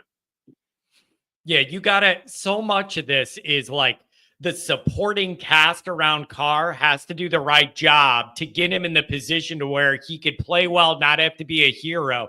You got to get good defense, keep the score down. Offensive line's got to make some moves in the run game and buy him time. Like, all these things got to come together so that Carr has the freedom to do what he needs to do without the pressure of the world on his back. Like, so everything ties into everything else. And by the way, I haven't seen, so hopefully no injuries, right? Besides the ones we already knew about. You know what? Knock on wood, pretty good through camp. I feel like there's been less injuries than I'm used to. So knock on wood on that. To be honest with you, that's one of the reasons I do watch the press conference, because you do get injury updates. Yeah. And it's usually I think the guy's name's Eric Hansen. He usually always asks a question because Freeman jokes with him about it. Yeah. Yep. Longtime guy, Eric Hansen. And you're also dead right. They put this out for a spin. It also depends on your age. I'm an old man. We all know that. It depends on your age. All my guys I graduated, we hate that little clown cartoon. But they're good. They put this out for a spin to see how well it sells. Well, from everything I've read, it's sold like hotcakes. Oh, I'm sure it'll sell. I'm sure it sells, but that doesn't mean I like. I really had a bad reaction to it when I saw. I'm 100% agreement with you. I don't like it. When I saw it on Freeman, push for. When I saw it on Freeman, I was like, nope, looks like a cheap bubble cartoon made by like a 6th grader in a computer lab. Right. It doesn't look intimidating. It doesn't look cool. It doesn't even look sharp. It's bubbly like a kid's cartoon. I do not like it. And you know what they're going to push for? They're going to try to remove fighting from the Irish. I know. Yeah, I know that. I would not be shocked by that. Well, I did that Patreon episode, and I said this is where that's going, and a lot of people pushed back, and they said you're overreacting. It's just a logo to make more NIL money, and I said I think it runs deeper than that, and this is one toe in the water to back away from the fighting. I don't like it, but damn it, Tim, I got bigger worries this week than that stupid logo. No, that's how I keep my sanity. I do worries once they happen. If he throws the first drive and he throws a pick or throws an interception, just don't make it a pick six. Give our defense a shot, for the love of God. Yeah. Because then you have all the negativity. Yeah. It's. Yeah, I know. And listen, it's like he can. Carr doesn't have to be perfect. He can have some rookie first starter mistakes. They just can't be of the catastrophic variety You know, he Exactly. doesn't have to be perfect. It's just if there are mistakes, it cannot be the worst kind. Like there's middle ground here. We don't need him to win the game. We just can't have him lose the game. And you know what? God bless him. If the bright lights turn on and that guy is more mature than we think, and he is confident up there whipping it around, then you know what? Book your ticket to the playoff because this should be a really high-level competing team. I am totally open to the idea that he doesn't have rookie mistakes and whatever, but I got to see it to believe it.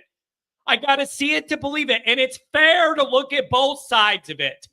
It's fair to look at both sides. And no one's seen Carr in a real game. So no one has any idea how it's going to go, good or bad. Nobody knows. Everybody's guessing. You're right. And let's pray this doesn't come down to it. That kicker from North Carolina. I've heard sketchy things about him. So yeah. Let's hope that doesn't bite us. I know.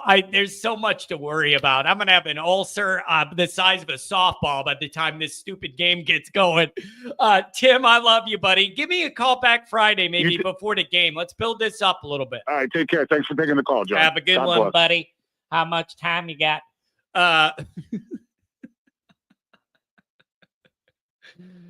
Oh, my God. Kent will be pissed off when his team gets dragged week one. Well, at least they have a championship to lean back on from last year, right? Like, if you're going to lose your first game, it'd make me feel a lot better if I just won the championship. Tell you that. $20 holler. Can't wait till Sunday night. Opening Indy wins coin toss, pound the rock to an early lead, then watch Carr ease into the game. Carr's going to be fun to watch develop. Go Irish, beat Miami. Everybody around here long time knows Slick Rick isn't even a Notre Dame guy. Texas A&M guy. Found the show this time last year leading into that game, and he's stuck around ever since. Really appreciate you, Slick. Chris, why are we treating Carr like a bum? I am treating Carr with neutrality. Somebody's got to convince me that is not the mature way to do this. It is immature to say, oh my God, I've never seen Carr play before, but magically, because I want it to be, it's all going to be fine. Irresponsible, quite frankly. Also, oh my God, I heard Carr threw 90 interceptions in camp, and there's no chance this is going to go good. We're totally screwed. Also irresponsible. I'm right in the middle. I believe in CJ Carr's physical gifts, but the particular circumstances of this game, there's real danger if you're not careful. I am right in the middle, and I think it's irresponsible to be on either side of this. No one knows. No one knows. If you have a strong opinion of what you're going to get out of Carr, it's simply what you want to happen or your opinion. I am right in the middle. Wait and see. And some days I play it in my mind on the plus side. Other days I wake up and I can see it going bad. Nobody knows. You don't know. I don't know. Bo doesn't know. Nobody knows. So you're guessing if you're on one side of this or the other, you're getting out of your skis. Willie B. Artigan. This microphone's bugging me. It's moving around. Willie, it's good to see you again. I feel like it's been a while, or maybe I missed you. John, your shirt says New Age Irish, but you ate the new emblem. Now, I'm glad you brought that up. By the way, alwaysirishmerch.com. Get yourself a New Age Irish. The New Age Irish shirt I created was a representation of the new mentality of the Freeman era of Notre Dame football. You know, things like actually winning big games once in a while, things like actually winning postseason games that move the needle, the mentality of the program. That's what I'm referencing with the New Age Irish. Certainly not a cartoon drawing of a leprechaun running a stuffed football into some kid's nursery or whatever it is. $5 holler. Candy cane's going to get thrown around by the Fighting Irish the way I'm throwing this block, baby. Oh my God, Taylor and Travis are engaged. Who cares? 815, make it come alive. What's up, brother? How's it going, John? How are you? You know how I am. I'm wound tight as hell, bro. You know that. Dude, you know how I run, man. I'm just, it's in my nature. It doesn't mean I'm being negative. It's just, this is how I get before these moments. No, man, I get it. It's like, to me, this feels like, week 1 Texas A&M all over again. I feel like for the most part, the fan base was pretty confident all off season. And then you get that game week comes and all of a sudden you're like playing all the different scenarios in your head that could possibly go wrong, what could go right. Yeah. And you start to get nervous. So I'm in the same boat, man. I mean, I'm heading out tomorrow. So got a flight at 6 a.m. to South Beach. Woo! So yeah, I'm going to be in enemy territory for a couple days prior to the game, see some family, but man, it's real. Football is here. Yeah. And you know what, man? Week 1 is so unique because the buildup is like a half a year of everyone trying to figure out what it's going to look like in the first game. Like, and that's just different than any other game after the first game because you don't have that long window to play with it in your head, every scenario, good and bad, and in the middle. Like, and then you add in that it's an arch rival that you hate and you have a rough history in that building against them or whatever. I know you won there against Penn State, but it wasn't against Miami. And then you have the quarterback question. It couldn't be a bigger moment. All of America's waiting to see what this is going to be. Yeah, I mean, the game being on Sunday, we're the only event, the only spectacle that's on TV. Yep. All eyes of the college football world are going to be on that game. Yep. At Hard Rock Stadium. So, it's a big statement game for Notre Dame and Miami. I think that a lot of people, especially SEC fans and everything, that people don't like Notre Dame and they want to see that it last year was a fluke. This is a game for Notre Dame to go out there and, in my opinion, to beat a team that, well, I think Miami is on the up and up under Cristobal. I still don't think they are what Notre Dame is currently, which is Notre Dame's a national championship contender. Meanwhile, Miami has yet to prove that they can even get to the ACC championship.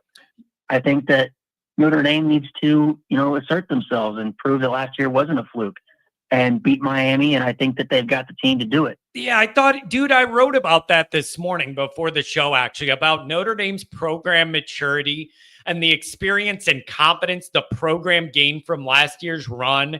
And I realized it's not the same team and there's a lot of different things, but there's got to be some value in that experience and the confidence that should inject into the whole program about we're going in the right direction and we're a big boy program. Like, they should be further down that maturation line than Miami is. And you got to go in there and prove it. Yeah. And I heard stories, from, other people, fans that went to the 2017 game, and they told me that the body language of that Brian Kelly team was like walking out of Hard Rock was they peed down their leg when they came out of that tunnel. And to me, I think Notre Dame's improved drastically. Freeman's teams, that's one thing that we can say is when it's a big game, they show up, they show out, and they play their best football. And I just think that Notre Dame's going to come in this game ready to, put Miami in the dirt.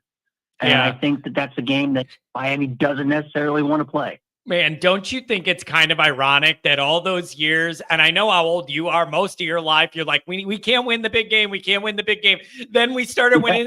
Then we started winning the big games, but losing to Northern Illinois and Clemson and Stanford. It's like, all right, you can win the big game, but we're still going to piss you off somewhere.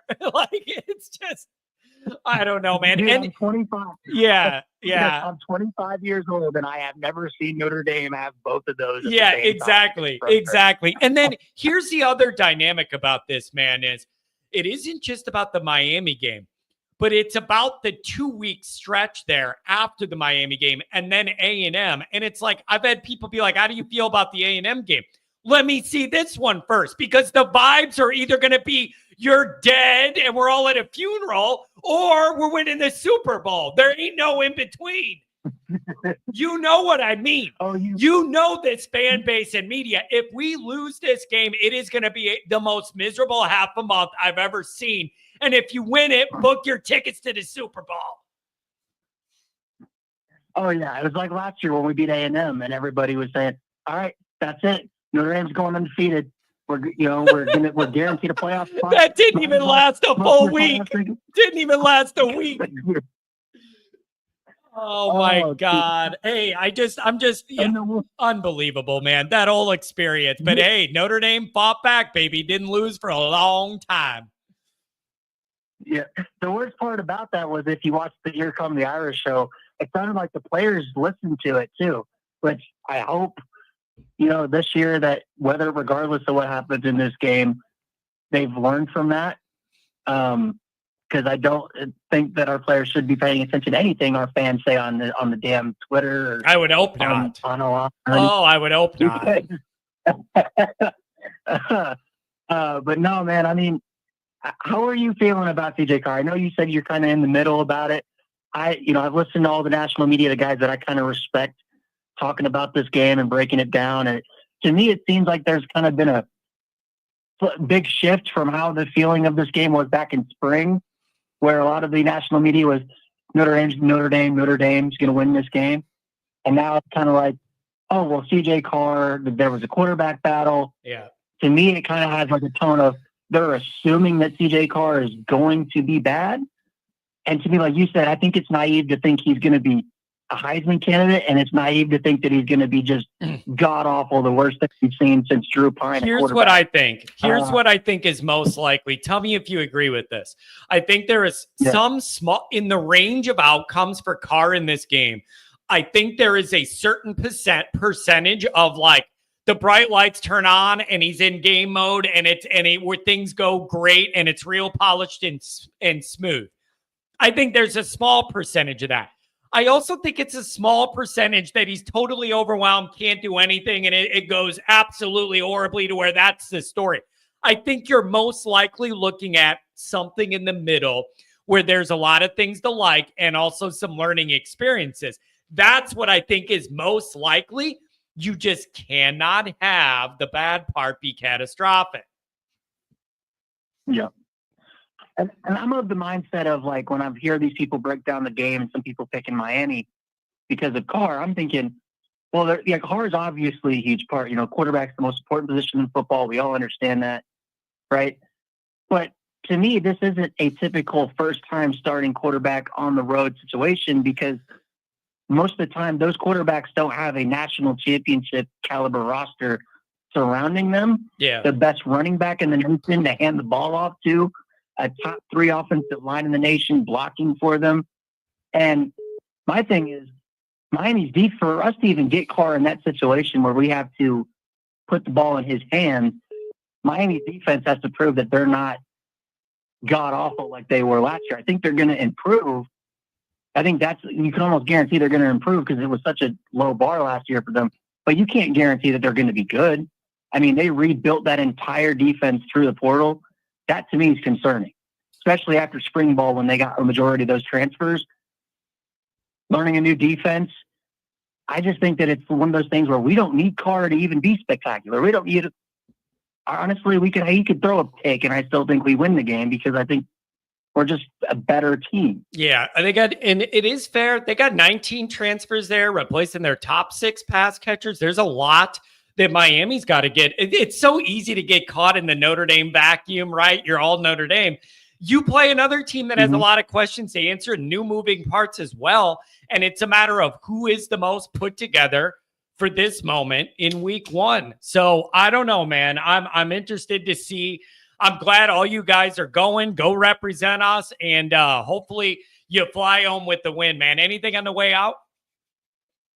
Yeah, man. I mean, it's exciting. I do think it's hilarious that, Miami fans have been, pumping their chest out about 2017 and how it's going to be such a hostile environment. I do think it's going to be decently loud, but man, they can't even sell out their Super Bowl.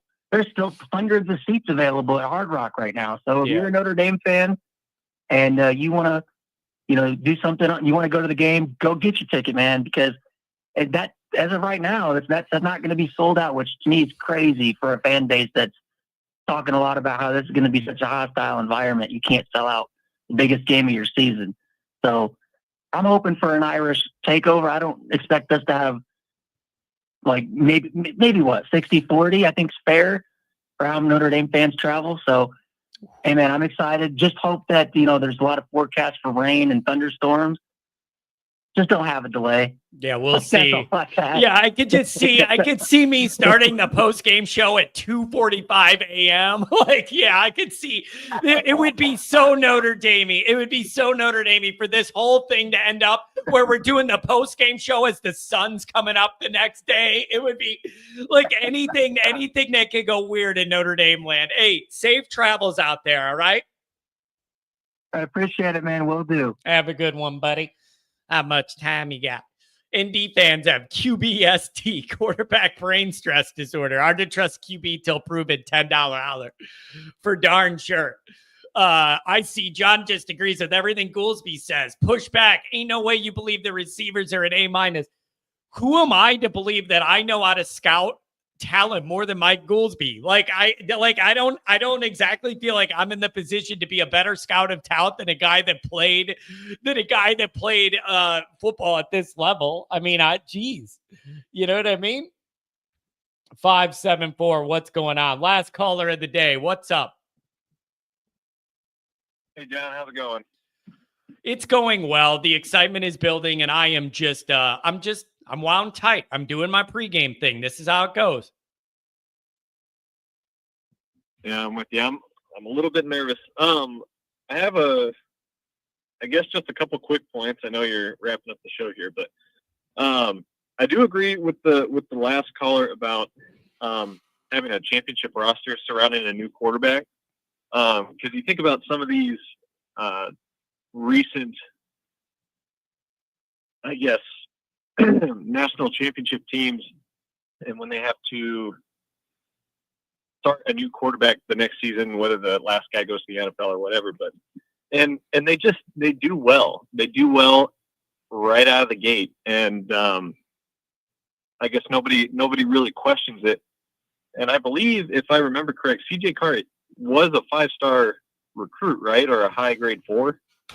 Oh, man, it was a big deal when we landed him. I remember we did a show live. It was a big deal. I mean, he was highly touted.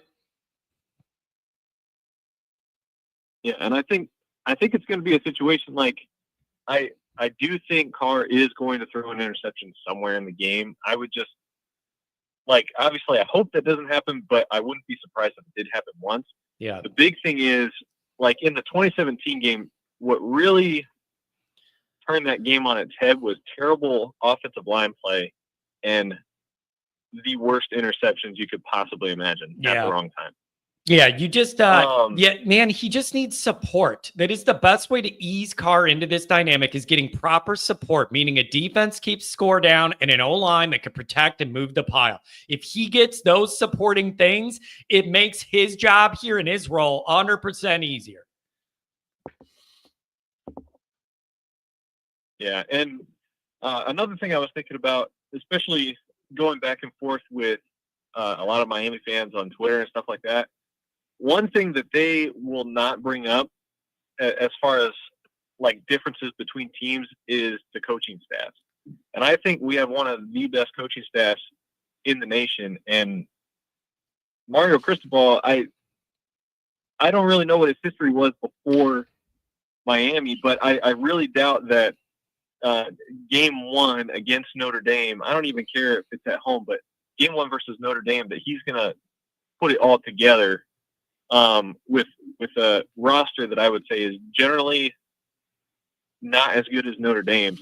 It would take so much for him and his coaching staff to take players that are not as good as ours, and push them over the finish line when he can barely do that against Iowa State. It's stuff like that. And I think our fan base, well, let me just preface. I think Notre Dame's going to win, and I think they're going to win by 2 scores at least. Ooh.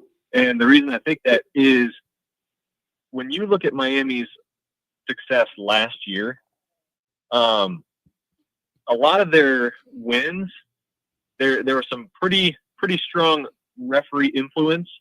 And if you just flip a coin 50-50 and you take their win and loss record with all those close losses instead, they're a 7-5 team. And they look a lot like USC, but just on the losing side of a 1-score game. I would say Miami is USC. Now they would say, let's push back on this. They would say, hey, it's a new year. We're 0 wins, 0 losses. Maybe this is the year we put it all together. Just like Freeman had a lot of questions and negativity surrounding him entering year 3. Like maybe that's like, I'm just playing the other side of this. They'd be like, yeah, that's the past. And this is the year we put it all together. Right. And we don't know that yet. I mean, it's possible. I don't think they have what they need in-house to feel like they're the kind of team that can just slop it all together in year 3 and all of a sudden be a championship caliber team. I don't believe it. I've never seen it out of them. And regardless, I don't even think they have the roster to do it. Yeah, we're going to find out, man. We're going to find out. Everybody's got questions and we're going to get some real answers here. And it's just, I want to know what level Notre Dame's starting at. I want to know what level of efficiency and effectiveness the new quarterback's starting at, so I can like appropriately gauge where we're at and where we need to go. Like, that's my biggest thing. I just have no idea where Carr's starting from, and it's messing with me, and I just need the data. Yeah, I think he'll be okay. I mean, it's just going to be first start mishaps, and I guess there's not really much you can do about it. I mean, we can always hope that he's just going to absolutely ball out and, 250, 300 yards of offense. I mean, that would be insane, but yeah, I guess we'll find out soon enough. Yeah, we'll find out soon enough. But man, it's going to be a big moment, and Notre Dame football is back. Hey, thanks for giving me a call, buddy. Call me back before the game if you want. Absolutely. Go Irish. Have a good one. Go Irish. Have a good one. All right, folks. That's going to be it. Exciting show. I'm all worked up. You all know that. I really appreciate all the calls. I appreciate all the chats. I appreciate all the messages. I appreciate all the Patreon people jumping on ND25 promo code. Appreciate all that. And then a reminder, 4:00 Central, my interview drops with a Miami YouTuber. I think it's going to be good. I hope you guys enjoy it. So look for that to drop in your notifications. 4:00 this afternoon. Be there, be square. Have a good day. Be good.